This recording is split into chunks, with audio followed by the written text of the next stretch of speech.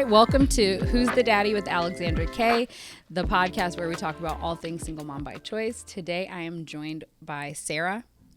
Sarah is a fellow single mom by choice, and we have a pretty interesting conversation for you guys today, so let's just go ahead and get started. Okay, Sarah, go ahead and introduce yourself. Tell people how old you are and where you are in your journey. Yeah, so like you said, my name's Sarah. I am 32, though I'll be 33 in just a couple days. So by the time someone's hearing this, I'll be 33. Okay. And I have a 3.5-year-old daughter as a single mom by choice. Okay. So And a cat who wants to be in the video if you're watching that. So I was asked, when was the first time you ever knew this was a thing, and how'd you know that this is what you wanted to do? Yeah, so I always, from the time I was like a very small kid, wanted to have kids, right? Like when I was 5, if someone had let me have a baby, I probably would have somehow. But I've never been interested in dating or anything like that. And I even remember like playing with Barbies, and I would make my Barbies give birth all the time, but like I never cared about what Ken was doing. Ken didn't exist. Right. So I used to kind of joke, like, you can buy sperm on the internet, right? But I hadn't really thought about it as a serious thing until I was probably in my early 20s. And I don't remember where I saw it for the first time, but I saw the actual term single mom by choice for the first time and looked it up, and I think found like the big main Facebook group.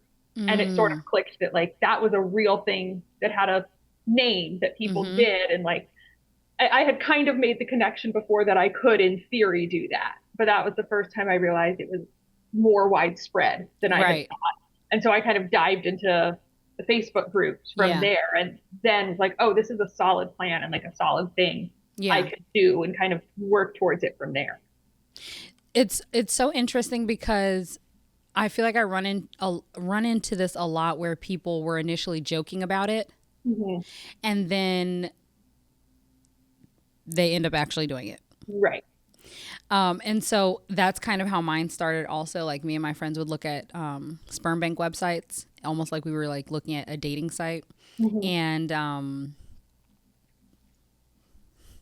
right kind of swipe kind of. I had some good friends who are a lesbian couple, so they used a sperm donor, and I think that got the wheels turning too, because I was like, like it's not that far off base, like right, like it's the same thing. There's just one of me, but like I could go to the same website and do the same thing. And it kind of started to click into place from that. And I always say, like, I always hear people talk about how they absolutely hate their ex or absolutely hate this person, but the best thing they ever gave me was and so I'm like, okay, well, then we just cut out the middleman. Right, exactly. Because people do ask, like, women will DM me and say like, or I've seen in the Facebook groups like you're talking about, women will ask or mention or make a post where they talk about how they wonder if they will feel the same about this child as they would if they were partnered. And it's like, this child is no less your child. They're as much your child as any child could be. Right. Yeah, like genetically it's the exact same amount. Like parenting-wise, it's the same amount. Like, Exactly. Okay, so you kind of like joked about it at first, and then how old were you when you said, no, this is what I'm going to do?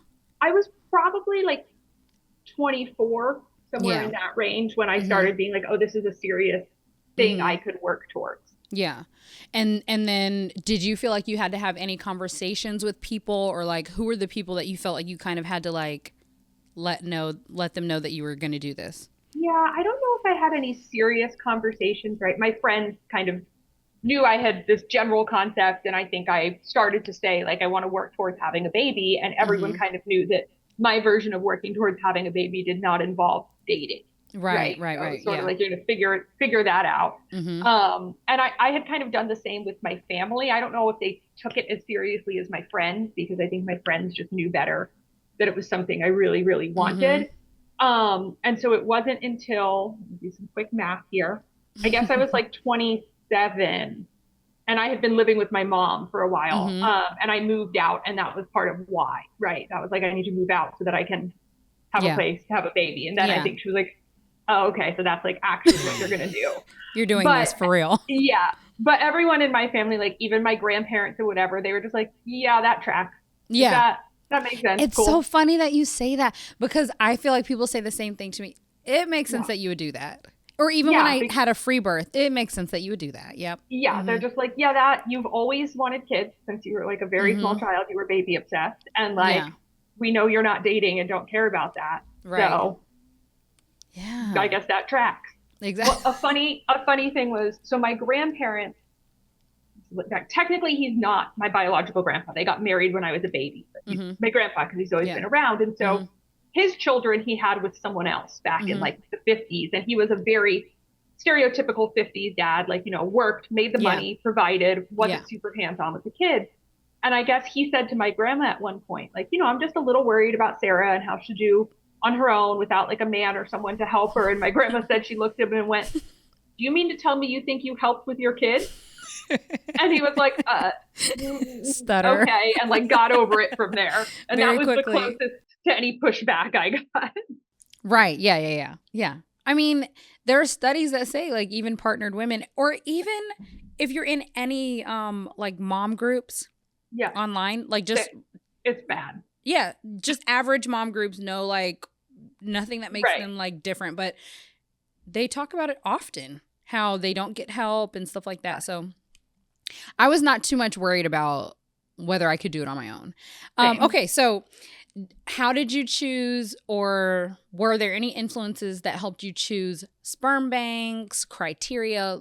Talk about that. Yeah, so I had gone to a fertility clinic, and actually, as like a fun background, I went pretty early before I was planning to get pregnant because I have PCOS, so I knew there Hmm. could be some like things I needed to Yeah. do.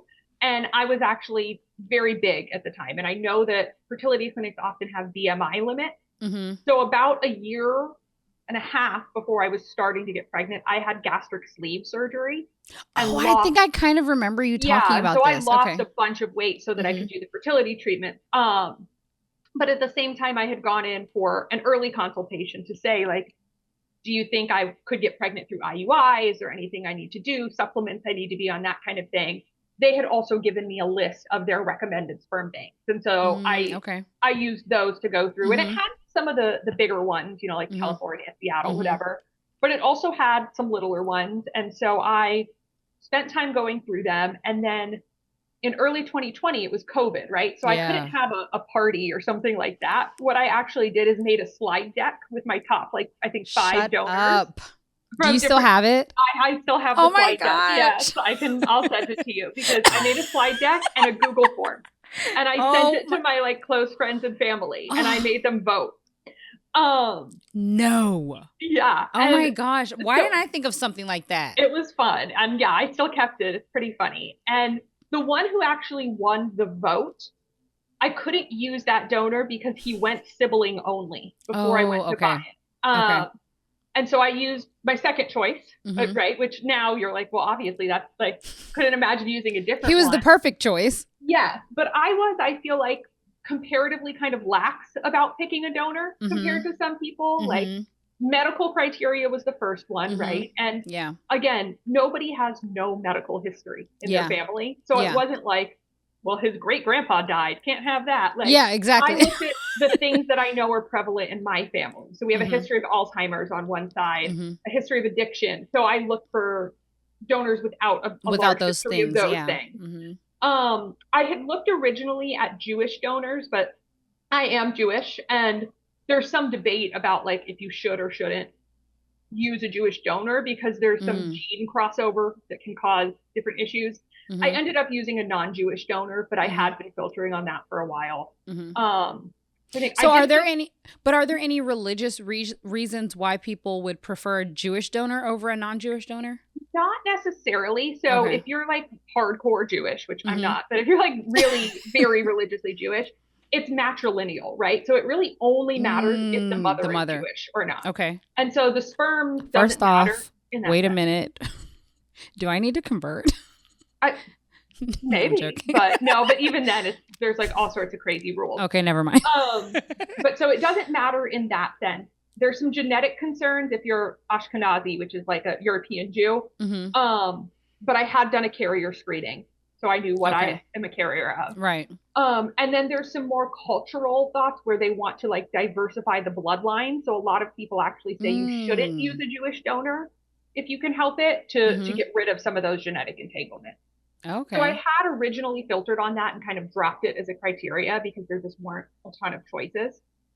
And so I think the only things I ended up really filtering through were the things I knew I was a carrier for. It sounds so weird to say this. I'm like, I filtered on white, which always makes me feel like a weird, like white supremacist at Wait, what first. do you But mean you filtered on white? Like like you I only looked at white donors. And Oh, that okay. sounds so weird and wrong to No, it say at doesn't. first. But Because I wanted a black donor, so like right, well, yeah. and I guess it sounds to me at first like, well, I only wanted a white baby. And it's not that, it's that I know there's a lot of like ethical conversations you can have about as a white woman who Mhm. I live in Atlanta, which has like a Mhm. huge black community. I Yeah. have black friends and Mhm. family members who have married in, but I don't have, an immersive Yeah. community of any other race. Mhm. And so I personally didn't feel right purposely having a child who wasn't going to have connections to their And we know background. some people are very comfortable with Yes, purposefully doing that. yes, some people do that. And so Mhm. that's why it always just feels so weird to say, like, well, I wanted a white one, but Yeah. I did because it felt like what I could do the best by my child by Yeah. doing. Mhm. So it was that, it was medical. And then I kind of gave myself one like freebie where I wanted someone with musical talent. And I was like, Okay. I know that is not a guarantee of Yeah. anything, but it helped me filter. And I just have no musical talent. So I was like, might Mhm. as well give the kid a shot, Right, right? right. So that kind of helped me get there. So I ended up choosing a donor who was like a music producer or in school for music Oh, production, played multiple cool. instruments. There was a couple like little things in there that I'm not a very like woo-woo signs person, but a couple things that connected. Like my father, who passed away when I was a teenager, was friends with a Mm. lot of musicians, Mhm. including Grace Slick from the band Jefferson Airplane. Okay. And the donor listed Grace Slick as like the one woman he would want to meet and have lunch with, right? So Shut like, up. yeah, it was just like a nice little, okay, that feels right. Uh, Sarah, how was he your second choice? I don't know. I don't remember why. Um, I don't remember why, but obviously He it was was the number right 1. choice. Right. Yeah, and what's funny is, so it was at a smaller sperm bank. I didn't Mhm. really care about adult pictures and voice Mhm. memos and all that stuff. So it was a much smaller bank that actually has closed now. So it's Oh, still a wow. Okay. cryogenic center, but they no longer are a sperm bank even at all. Okay. So sort of a weird, like, I can't send anyone there because they don't Yeah. exist as a sperm bank anymore. Right. Okay, so what was my question? So you chose your donor Mm-hmm. and did you purchase vials? Did you do IUI, IVF? How did that go? So I bought 4 vials because they were Okay. BOGO. True story. I called Shut and they were up. like, it's buy one, get one free. I was going to buy 3. And I was like, well, I guess I'll pay for 2 and give me 2 Right. more. Get 2 more. Yep. And so I did IUI because I had lost the weight. My PCOS was pretty under control and I was Okay. like on a regular cycle. So I went right for medicated cycles because of Mm. that. Right. So I Mhm. did like a trigger shot and Clomid and all that. I did one cycle that didn't take and then a second cycle that did take. Um, Okay. so I used 2 of the vials that I have and got pregnant on the second try successfully. So So you have 2 vials left from your so donor. I actually now have 4 because one of the sibling families that we're in touch with had 3 kids and is done, and they gave me their remaining vials. So now I Wow. have 4. Um, but I had 2 from what I originally purchased. Yeah. That's awesome. So, did you mention that you're going to try again? I probably will in about a year or so. Mhm. I'll Yeah. probably do that. I don't really want to have only one kid. So I Yeah. keep those 4 and we'll definitely make another attempt at some point. That's how I was when I was deciding for Sidra. I'm like, I don't think I want just one. Yeah, I've And never as envisioned just one. yeah, and as much as their donor siblings are their real siblings, and it's just very different having a sibling in the house with you. Yes. And I'm an So, only child, kind mhm. of. I grew up as an only child. Like I have a Yeah. stepsister and I have a half sister I didn't know about as a kid, right? And so Oh wow. like Okay. I am both an only child and not an only child, Yeah. but I grew up as one. And I also grew up, I don't have a single first cousin, right? Like Oh my there's not kids in goodness. my family. And so Okay. I want to have Yeah. it, and my daughter does have cousins, but they live Mhm. far away. And Yeah. so I definitely want to have one more. And I told you I want our kids to hang out so bad. Yes, they would love I each think other. listen, We'll talk about it later, but yeah, Yeah. they would literally love each other. Yeah. Okay. So, you did 2 rounds of IUI and you got Yeah. pregnant on your second IUI. Yeah. That's fast though, because a lot of times it takes like 4 to 6 tries. It was. And I think it's partially that I, did medicated kind of right away. Mm-hmm. Obviously, I'm on the younger side of a lot of people doing Mm-hmm. fertility treatments. I was, I think, 28 when Yeah. I was trying. And also, when you lose a lot of weight at once, there tends to be a fertile period.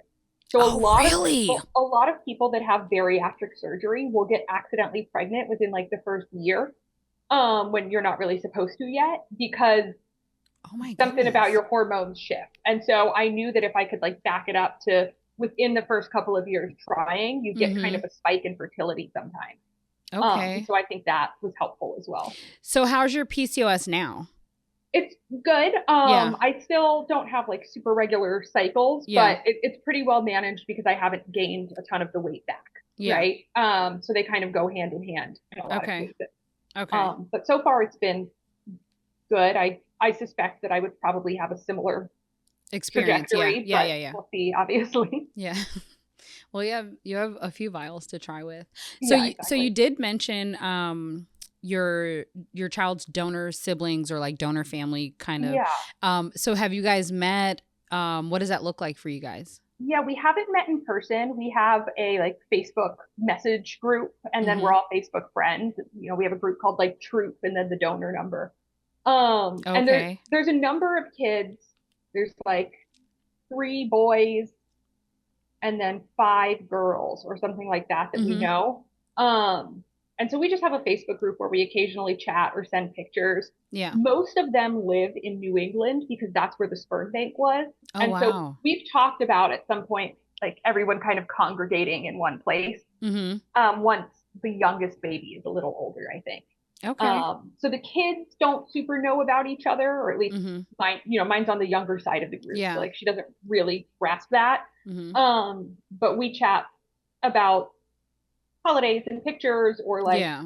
it's really nice to know things like one of the older boys has ADHD and so do I, and my daughter for sure is gonna get that diagnosis one day. And so that kind of familial thing where it's like, I have this health problem, or does anyone have any allergies? That kind of stuff. It's interesting you say that also because my sister moms and I talk about that a lot. I call them sister moms. But I love that. I'm like, it's the closest term to what we're called. And Yeah. and by the time I get through all of the possessives that come with my Right. daughter's Daughter, brothers, moms, like, okay, you know what? Yeah. So it's like, so sister moms. We talk about that because I think a lot of the kids in our sibling group have similar like allergies, eczema, and stuff like that. So how do you talk to your child about their donor siblings and stuff like that? Yeah, so we haven't broached it a ton. She knows for the most part, like the way she says it is like we're a mommy and Ezra family, right? Mm-hmm. She'll tell me someone from school, she's like, did you know so and so has a daddy? And I'm like, oh, okay, is that like their kind of family? Because we have a lot of friends where there's 2 moms or 1 dad or whatever. So she knows that. And then we have a couple of the big books, right, where we talk about like, this is how you were born, and kind of like a donor helped you be born. And so she knows that. But that's kind of the extent of where it's gotten so far. She doesn't ask a ton of questions. So I give her, like, I really wanted to have a baby. So I went to the doctor, and somebody donated this that I could use. And so she knows that. I don't know that she connects it to herself that much yet. Even though I talk about your donor and that kind of thing. Yeah. I don't think she's fully put together that like that's a version of a dad, or that's like a familial relationship. Right. Yeah. Not quite yet. Yeah. So I've explained it to Sloan, and anytime it comes up, if we're watching like Daniel Tiger or anything, you know, like, and it comes up something about a dad or something, I'll just explain like, we don't have a dad in our family, you know what I mean? But, and then I'll explain like, I used a donor. There was someone I found, and he donated to me, and then I went to the doctor, and I chose you specifically. And she's always like, you know how she's super expressive. Yeah. So she's just like, yeah. But yeah, it's sort of similar like that. Or we have some books and I'll read it and I'll say, this is just like how you were born. She's like, oh, it's just like me, or whatever. Yeah. All right, now let's switch gears a little bit. Let's get into solicited advice. Every episode, we take a listener question and offer some real unfiltered advice. Today's question comes from a listener, and she writes, Dear Alexandra, I've been trying to conceive for a couple of years now. I've done 6 IUIs, 2 rounds of IVF, changed donors, and still haven't been able to create viable embryos. With every failed attempt, I can't help but wonder, is this a sign that I should stop? I started this journey confident in my decision to become a single mom by choice, but after so much heartbreak, I find myself questioning everything. Maybe I'm supposed to wait for a partner and go for the more traditional route. Maybe the universe is telling me this isn't meant for me.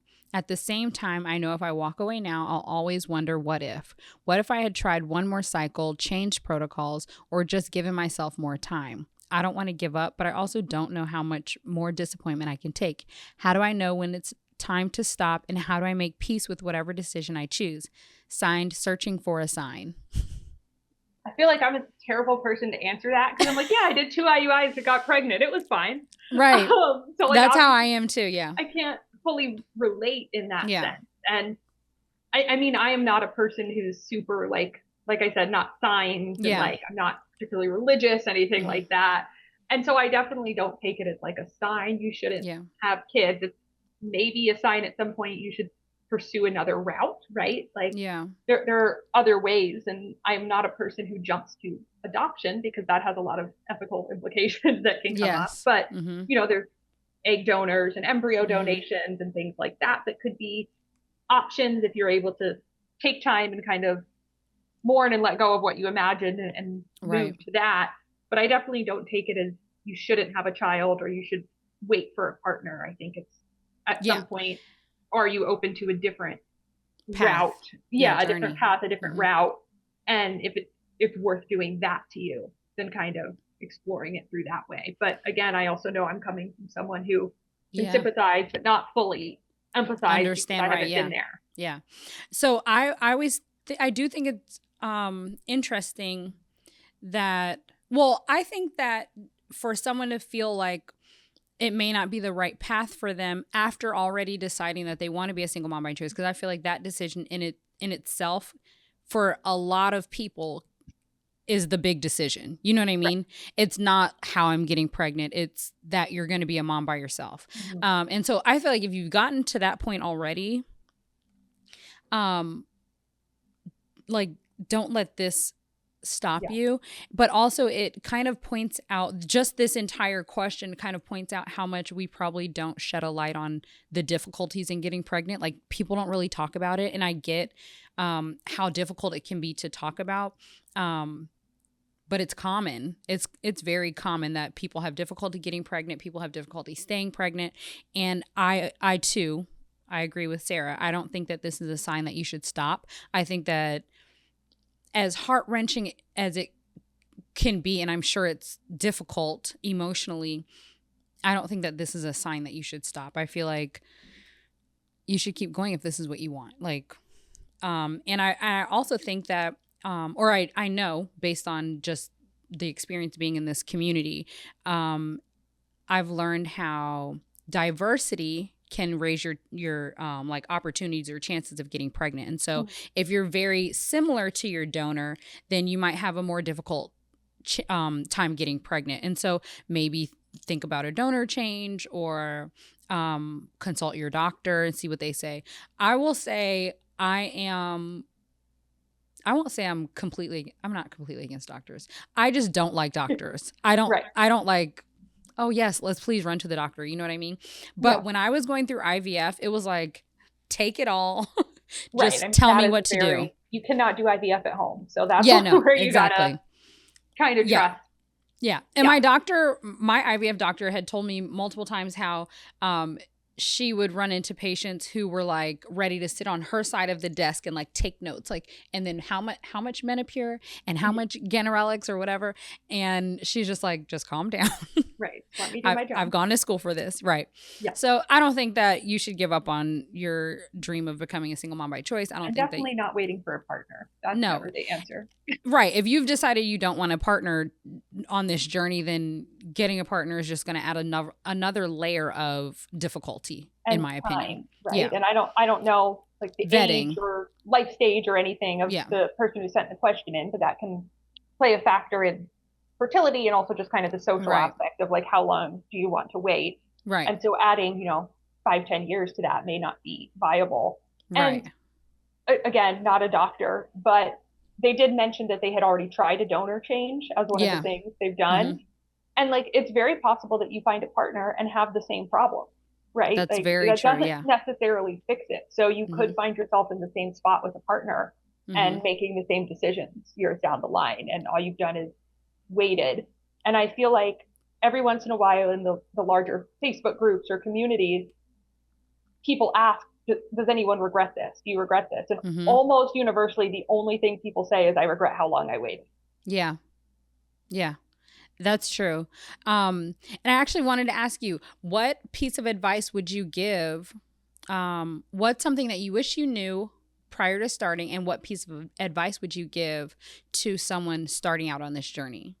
Yeah, I think kind of what I just said is part of Yeah. the starting out advice is that almost always what someone says is they regret not waiting, right? Is that you're more likely to regret not doing this than Mm-hmm. you are doing it. If it's Yeah. something you want, right? Like there's plenty of people who would not regret never having a child. But Mm-hmm. if it's something that you want, like don't risk that, I think. Yes. Waiting for a partner, waiting for the right house or job or whatever, Mm-hmm. um, I think is kind of a go for it within reason. Yeah. My And answer. there's really never the perfect time to have a baby. No, right. They're Again, they're within they're gonna reason. put like a hard stop on a lot of things when they Right. Like come. So if you have a place to live and you can like feed yeah. yourself and a baby, then you're probably going to be able to figure it out. Yeah. In terms of what I wish I knew, I feel like that's not single mom by choice specific, right? But Mm-hmm. just parent wise, Mm-hmm. the thing that I find the most like surprisingly hard is like, man, when she's sick, that's fine. She can be sick. If I'm sick, life is terrible. That's Sarah, the worst thing that can happen to a person is I'm sick and I have to take care of this child. listen, there have been multiple times when I've been sick and those kids don't eat. Just Sloan, please go get a yogurt bar, yeah, something out of the refrigerator, because I'm like, oof. And they bring home stuff yeah, because I was never the person that just got sick. I right. would And I just would I would get like a cold Ezra like does, every couple years.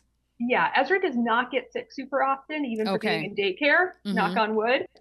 But She's when gonna she's come sick, home she's with that still in like like a perfectly cough. good mood. She's still happy to Oh. like wander around and like yell and jump. And I'm like, girl, we're sick. We gotta sit in this bed. Or actually, worse than sick is injured because a couple years ago fell down the stairs holding Ezra and she was fine, but I tore my labrum. And so I Oh like couldn't use gosh. this arm for like months. Mm-hmm. And she was not even 2 yet. So like I had to be Oh picking wow. her up, putting her in Yeah. the car seat, and that was just not fun. And Yeah. so I feel like that's one that like I wasn't prepared for, and I'm like, okay, I need a backup plan. Like Mm-hmm. if I'm sick, what do I Mm-hmm. do? Now the trick Definitely. is I bought a townhouse in the same community as my best friend. So sometimes I'm just like, can you come here? Thanks. Come over. I need help. Yeah, please help. But so that is the like thing I didn't know, I think. It's Yeah. not SMBC related, but parenting wise. Well, kind of, because you're the only Well, parent. that's true. Yeah, that is true, I guess. Yeah. Because I have had that thought before too with some of my friends who are in couples, and most of my good friends that are moms, they have really amazing husbands, right? Like they're Mm-hmm. not the You guys talk who are about like, that too. Like I like them, yeah, and I like don't typically like them. right. Like there's very few men I trust, but they have good ones. Mm-hmm. And I remember my friend was here visiting recently, and so I went to go take a shower, and she hung out with Ezra, Mm-hmm. which normally I shower after she's asleep. And I came Yeah. out and I was like, "Do you get to do that every day?" I was like, "You just take a shower while someone talks to your kid every day? That's crazy." That's Oh, crazy. The thing is, I leave the bathroom door open and just yeah, come in same. and out because I need to shower. Yeah, I'm a night showerer anyway, so Okay. usually I'm good to do it after she's Yeah. asleep. But when she was little, I'd put her in a laundry basket with some toys just in the Oh, bathroom. that's A perfect. laundry basket was great. It just like contained her. You had toys in Yes. it. She was happy. Um, And then now sometimes, like if I really need to shower and she's up, she'll get an iPad and then she's happy to Yeah. hang out while I do it. She's good. But yeah, when my friend was here, I was like, I'm going to take a shower while you're awake and playing. This is crazy. Thanks a lot too. Right. All right. Okay, so before we wrap things up, I want to ask you a question that almost every single mom by choice hears at some point. It's sometimes out of curiosity, other times it's just out of pure nosiness, and it often just feels off. Yeah. So, how would you respond to the question, who's the daddy? Yeah, so I've definitely gotten that or similar before. And I do feel like I stumble a little, which is funny because I am not like a embarrassed person or whatever. I think why I stumble is that if I just say I used a sperm donor, there are people who use that term to just mean a deadbeat. Yes. And people think I mean that, right? Yeah. Like I've said like, oh, her dad's a sperm donor. And they're like, oh, okay, but, and I'm like, no, no, no. Like I went to a sperm bank, and I have a hard time conveying that without it sounding like I'm just like a bitter person. Like, yes. Donor. Yeah. And so I think I end up over explaining, right? If someone says who's a dad, I will say like, oh, I did the single mom by choice thing. So I used a sperm donor, like from a sperm bank. So she has a donor, not a dad, which is like too much information. Right. I don't know. I just feel like saying sperm donor no longer just conveys that because people think I am just like a bitter baby mama. Yeah, you're upset. Donor. Yeah. And especially when it comes up somewhere that's like paperwork related, right? Where I have to be clear, like, no, there is no name I can give you. I don't know what this person looks like. I don't know where they live. He could be sitting right next to me right now, and I don't know that's him. Information. And she went through a phase for a bit where she would just announce, I don't have a daddy. And oh my gosh, really? That's hilarious. Like she had finally figured that out. And so she said, I just have a mommy. I don't have a daddy. And I remember at her school one time, someone said mom or dad. And she was like, I don't have a daddy. And you could see the teacher kind of trying to be like, well, everyone. And I was like, no, she doesn't. It's a sperm donor. And they kind of looked at me and I had to like actually a sperm donor. Right. Like the kind from the bank where it's in a freezer. The real ones. The real ones. Yeah. Like I'm happy to explain it. I feel like the term sperm donor has lost meaning. So I have to go an extra step, and then I give them too much information. So I've actually run into someone saying that they used a sperm donor. I actually got kicked off of like a Facebook group for saying that it was inappropriate to call deadbeat sperm donors.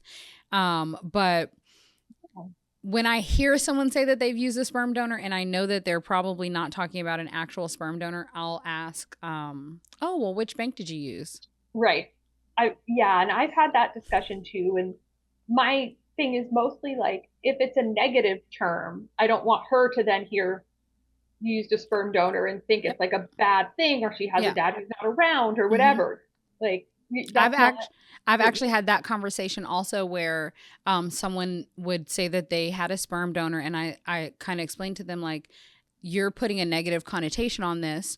Right. And they said, well, I don't want my child to live with the stigma of a father who's abandoned them. And I said, well, I don't want my child to live with a stigma of a father that's abandoned them either. But yours is true. Mine is not. Right. Like, right. Like if that's just what the truth is, then maybe you have to navigate or help your child navigate living with that truth. But that's not our truth. So I would appreciate if you just use the term properly. Yeah, I've run into that a few times. And so, like I said, I think I end up over explaining myself because I don't want it to come off that way. Right. Yeah. That's a wrap on today's episode. I want to thank Sarah for joining me today. I feel like it was a great episode. If you know anyone that would resonate or identify with Sarah's story, please share it with them. And thank you for listening to Who's the Daddy with Alexandra K.